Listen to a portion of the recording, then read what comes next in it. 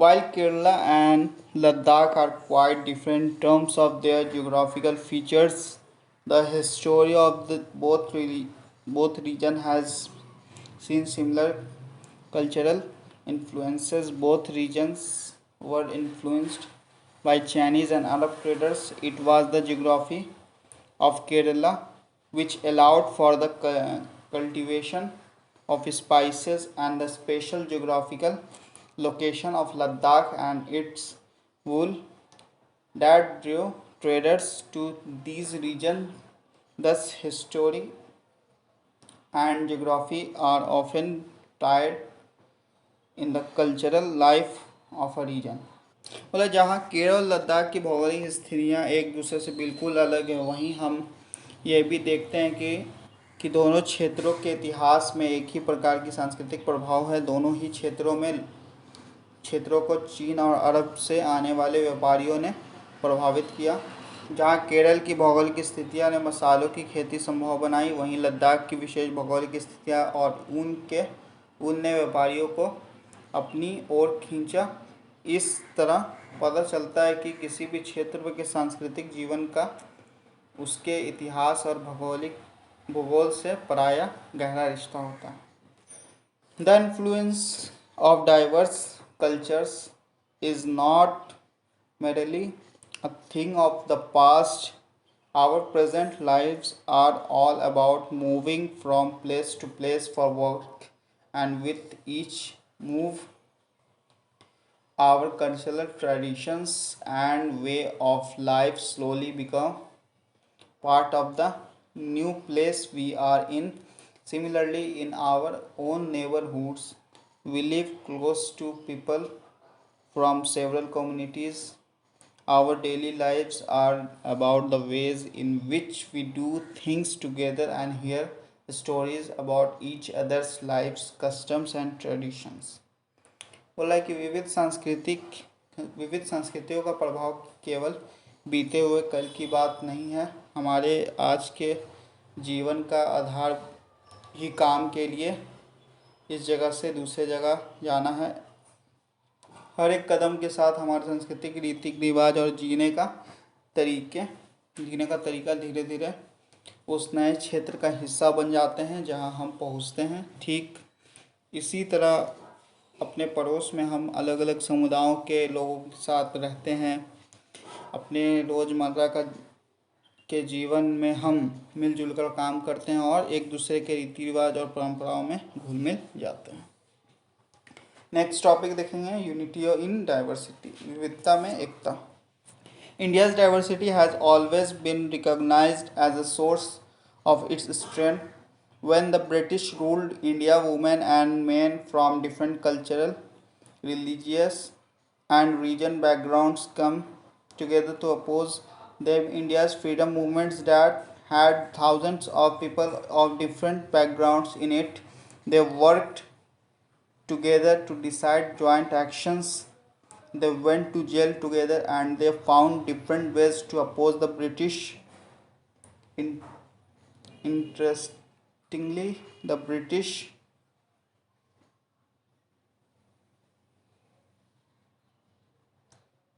thought they could divide Indians because they were so different and they continue to rule them, but the people showed how they would be different yet be united in their battle against the British. हाँ, बोला कि भारत की विविधता या एक अनेकता को उसकी ताकत का स्रोत माना गया है। जब अंग्रेज़ों का भारत पर राज था तो विभिन्न अलग अलग धर्म, भाषा और क्षेत्र की महिलाओं और पुरुषों ने अंग्रेज़ों के खिलाफ मिलकर लड़ाई लड़ी थी। भारत के स्वतंत्रता संग्राम में अलग अलग परिवेशों के लोग शामिल थे। उन्होंने एकजुट होकर आंदोलन किया, इकट्ठे जेल गए और अंग्रेज़ों का अलग अलग तरीक़ों से विरोध किया। अंग्रेज़ों ने सोचा कि वे भारत के लोगों में फूट डाल सकते हैं क्योंकि उनमें काफ़ी विविधताएं हैं और इस तरह उनका राज्य चलता रहेगा, मगर लोगों ने दिखला दिया कि वे एक दूसरे से चाहे कितने भी भिन्न हो, अंग्रेज़ों के खिलाफ लड़ी जाने वाली लड़ाई में वे सब एक थे। यहाँ पे कुछ दी गई है, देखेंगे। Don't forget the days of blood, O friend. In the midst of your happiness, remember to shed a tear for us. The hunter has torn away every single flower. Do plant a flower in the desert garden, dear friend. Having fallen to bullets, we slept in Jallianwala Bagh to light a lamp on his lonely grave. O friend, the blood of Hindus and Muslims flows together today. Do soak your robe in this river of blood, dear friend. Some rot in jails while others lies in their graves. Do shed a few tears of them, O friend. India People's Trade Associate IPTA. अब देखते हैं आगे. This song was sung after the Jallianwala Bagh massacre in Amritsar, in which a British general opened fire on a large group of unarmed peaceful people, killing many and wounding even more men and women. Hindus, and Sikhs and Muslim, rich and poor, had gathered to protest against the British. This song was composed and sung to honor the memory of those brave people.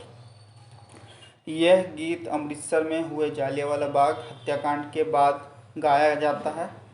इस हत्याकांड में एक British general ने उन शांतिप्रिय निहत्थे लोगों पर खुलेआम गोली चलवा दी थी जो बाग में इकट्ठे होकर सभा कर रहे थे. महिला, पुरुष, हिंदू, मुसलमान एवं सिख, कितने सारे लोग थे जो अंग्रेज़ों की पश्चातापपूर्ण नीति का विरोध करने के लिए जमा हुए थे. उसमें से बहुत लोगों की जानें गईं और उससे भी ज़्यादा घायल हुए. यह गीत उन्हीं शहीदों की याद में गाया जाता है. यहाँ पे कुछ एक फिगर दी गई है. Pandit Jawaharlal Nehru delivery and independent day speech. आगे देखते हैं हम लोग. Songs and symbols that emerged during the freedom struggle serve as a constant reminder of our country's rich tradition of respect of diversity. Do you know the story of the Indian flag? It was used as a symbol of protest against the British by people everywhere. स्वतंत्रता संग्राम के दौरान उभरे गीत और चिन्ह विविधता के प्रति हमारा विश्वास बनाए रखते हैं. क्या आप भारतीय झंडे की कहानी जानते हैं? स्वतंत्रता संग्राम के दौरान ही भारत के झंडों की परिकल्पना की गई थी. इस झंडे को सारे भारत के लोगों ने अंग्रेज़ों के खिलाफ इस्तेमाल किया था.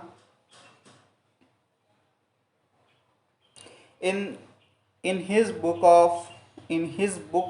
The Discovery of India, Jawaharlal Nehru says that India unity is not something imposed from the outside, but rather it was something deeper, and within its fold the widest tolerance of belief and custom was practiced, and every variety acknowledged and even encouraged. It was Nehru who coined the phrase unity in diversity that describe the country. अब बोल रहा है जवाहरलाल नेहरू ने अपनी किताब भारत की खोज में लिखा कि भारतीय एकता किसी बाहर से थोपी हुई चीज़ नहीं है, बल्कि ये बहुत ही गहरी है, जिसके अंदर अलग अलग तरह के विश्वास और प्रार्थनाओं की स्वीकार करने की भावना है. इसमें विविधता को पहचाना और प्रोत्साहित किया जाता है. ये नेहरू ही थे जिन्होंने भारत की विविधता का वर्णन करते हुए अनेकता में एकता का विचार हमें दिया. कुछ बॉक्स में देखें, कुछ पॉइंट दी गई है. India's national anthem, composed by Rabindranath Tagore, is another expression of the unity of India. In what ways does the national anthem describe this unity? बोला रविंद्रनाथ टैगोर द्वारा रचित हमारे राष्ट्रगान भी भारतीय एकता की ही एक अभिव्यक्ति है। राष्ट्रगान किस तरह से एकता का वर्णन करता है, इसे अपने शब्दों में लिखना है आपको। तो यहाँ पे आपका एनसीईआरटी क्लास 6 सिविक्स का चैप्टर 1 कंप्लीट हो चुका है। इसका सॉल्यूशन आपको नेक्स्ट वीडियो में प्रोवाइड हो जाएगा। अगर वीडियो पसंद आए तो ज़्यादा से ज़्यादा लाइक करें, शेयर करें, कमेंट करें और सब्सक्राइब कर देंगे। तब के लिए गुड बाय, धन्यवाद।